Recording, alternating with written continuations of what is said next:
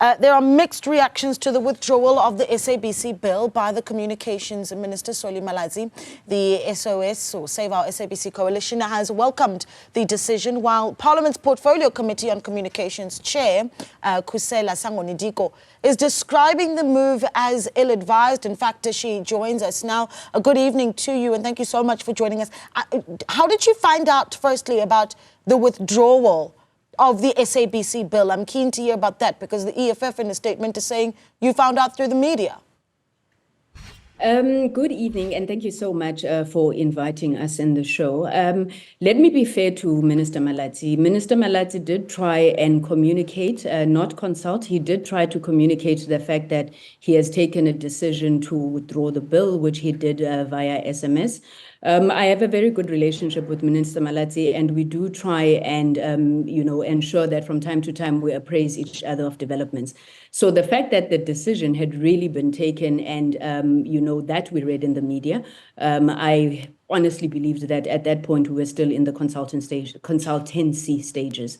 Yeah, and what do you make then of the withdrawal of the SABC bill? I mean, this is essentially about creating a funding model for the SABC bill. Malatsi, of course, going to argue that while what the bill actually does is it doesn't actually give urgent funding models for the SABC. We beg to differ, I think, with the argument that Minister Malatsi is putting forward as a reason for his withdrawal of the bill. Our view is that this bill, the withdrawal thereof, is very ill-advised, as we have said in our statement, because there had been an extensive process that had been undertaken. I mean, the last time the Broadcasting Act was amended, when it was enacted, was in 1999. So there's a huge legislative vacuum because of the changes that have happened in the sector since then. Now, for him to say that he withdraws the bill because there is no clarity on the funding model is extremely unfortunate.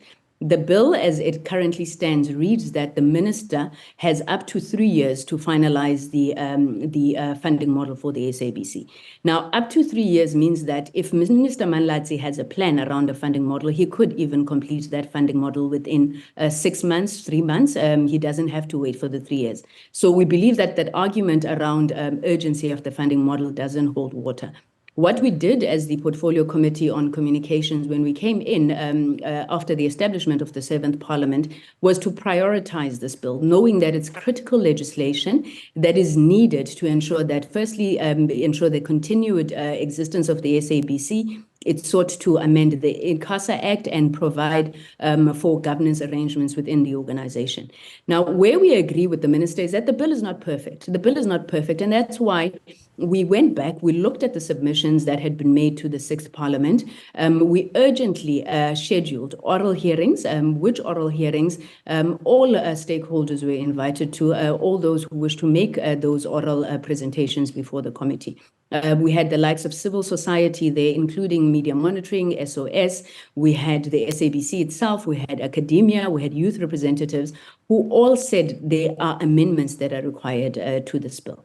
Now, Minister Malatsi needs to understand, firstly, that a legislative process of this nature, once it is before Parliament, has gone through an extensive process through Cabinet. Again, before it comes to us, there are public hearings that are held in that regard. Yeah. The process takes no less than 3 years.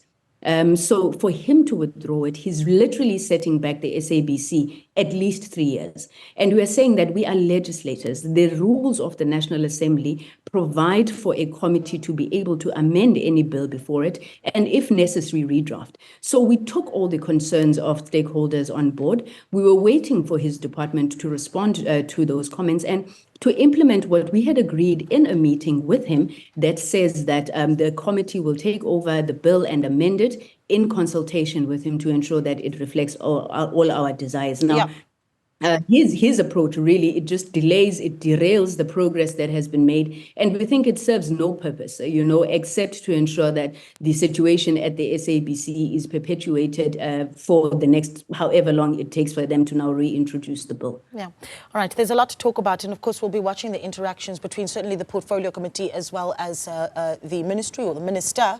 Thank you so much for your time this evening. That the Parliament's Portfolio Committee on Communications Chair, Khusela Sangoni-Diko.